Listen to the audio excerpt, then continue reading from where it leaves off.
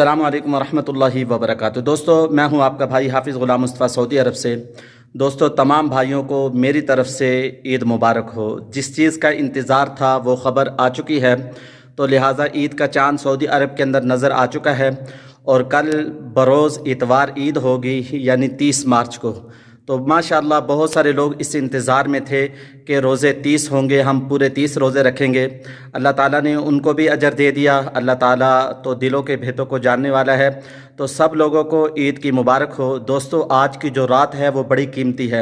आज की रात को आप लोगों ने कीमती बनाना है, इबादत के अंदर लगाना है और ये तय करना है कि ज़िंदगी के अंदर इंशाअल्लाह कोई गुनाह नहीं करेंगे, कोई अल्लाह की नाफरमानी नहीं करेंगे। दोस्तों, मैं बहुत ज़्यादा खुश हूँ।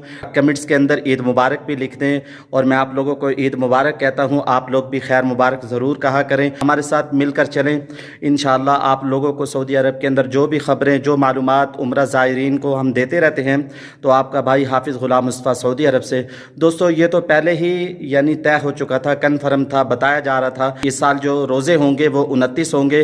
तो लिहाजा हिलाल कमेटी बैठी है, जैसे देख सकते हैं आज चाँद को बार बार देखा जा रहा था और ये कन्फर्म ख़बर है, आप लोगों को बता रहा हूँ। सऊदी अरब के अंदर चाँद नज़र आ चुका है और लोग तो पहले ही ईद की तैयारियां कर रहे थे। लोग मस्जिदों के अंदर सफ़ों को, कालीनों को साफ़ कर रहे थे और इस तरीके से लोगों ने शॉपिंग कर ली थी।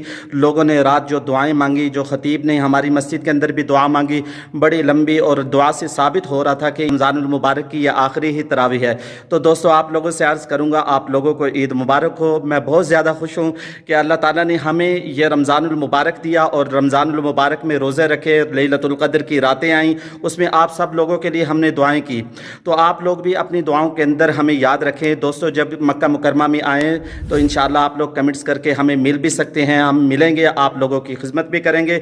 और आप कोई चीज़ पूछना चाहते हैं तो कमेंट्स के अंदर पूछ भी सकते हैं। कोई और बात हो, कोई मसला हो, और आप लोगों को जवाब देंगे।